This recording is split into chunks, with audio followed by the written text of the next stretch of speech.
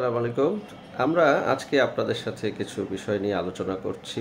Number 1 হচ্ছে আপনি যদি কারো সাথে কোনো ব্যবসা বা কোনো লেনদেনে যেতে চান, তাহলে সিকিউরিটি হিসেবে কি করবেন?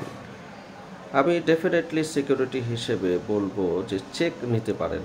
কারণ হচ্ছে চেক হচ্ছে এমন একটি ইনস্ট্রুমেন্ট যেটি দ্বারা আপনার যে দায় সেটি অবশ্যই স্বীকৃতি পায়। চেকের ক্ষেত্রে অবশ্যই একটি ভালো ব্যাংকের চেক নেবেন। সবসময় খেয়াল করবেন ইদানিং অনেক ব্যাংক পেমেন্ট ঠিকমতো করতে পারছে না। সেক্ষেত্রে 3টি জিনিস খেয়াল করবেন। আপনি যার সাথে যদি আপনি ব্যবসার জন্য একটি চেক নিতে চান, বা মাল পণ্য রেগুলার যদি দিতে চান, তাহলে অবশ্যই একটি সিকিউরিটি চেক মাস্ট, ম্যান্ডেটরি নেবেন। অনেকে দিতে চান না, সেক্ষেত্রে সেটা কর্পোরেটের ক্ষেত্রে অনেক সময় সম্ভব হয়ে থাকে। সেক্ষেত্রে চালান টালান বা অন্য যে সমস্ত ডকুমেন্ট আছে, ওয়ার্ক অর্ডার, সেগুলির একটা প্রমাণের ব্যাপার থাকে।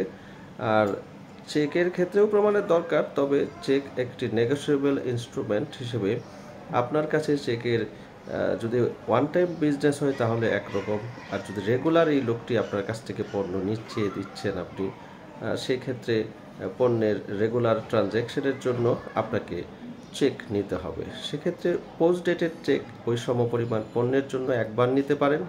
আর সব সময় যে পরিমাণ ক্রেডিট সে এনজয় করছে সেটার জন্য কিন্তু আপনি তাকে একটা সিকিউরিটি চেক, ধরেন আপনি তাকে 50 লাখ টাকার ক্রেডিট দিয়েছেন, তাহলে তার কাছ থেকে একটি 50 লাখ টাকার সিকিউরিটি চেক আপনি রাখতে পারেন জামানত হিসেবে। এখানে উল্লেখ্য যে অনেকে বলে থাকেন যে একটি এগ্রিমেন্ট দরকার। এগ্রিমেন্ট আপনি করতেও পারেন, এগ্রিমেন্ট আপনার যদি নাও থাকে তাতেও কিন্তু ভবিষ্যৎ পাওনা আদায়ে এই চেক আপনাকে বড় একটা ভূমিকা বা অবলম্বন হিসেবে কাজ করবে।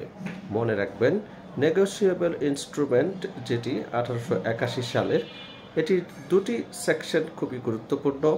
একটি হচ্ছে 138 ধারা, আরেকটি হচ্ছে যদি সেটি লিমিটেড কোম্পানির বিপক্ষে আপনি কোনো ক্লেম দাঁড় করাতে চান, সেক্ষেত্রে এটা 140 ধারা এখানে প্রযোজ্য হয়ে থাকে।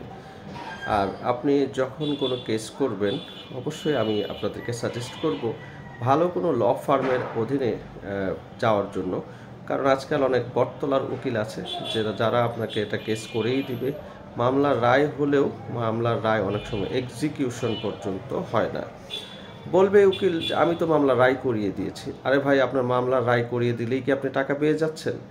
কিছু কিছু ফার্ম আছে আপনাকে A to Z সকল সলিউশন, আপনাকে যাতে পেমেন্টটা আপনার হাত পর্যন্ত আসে সে ব্যবস্থা করবে। সে ধরনের ফার্মের সাথে অবশ্যই যোগাযোগ রাখবেন।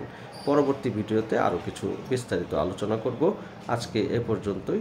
ধন্যবাদ। আসসালামু আলাইকুম।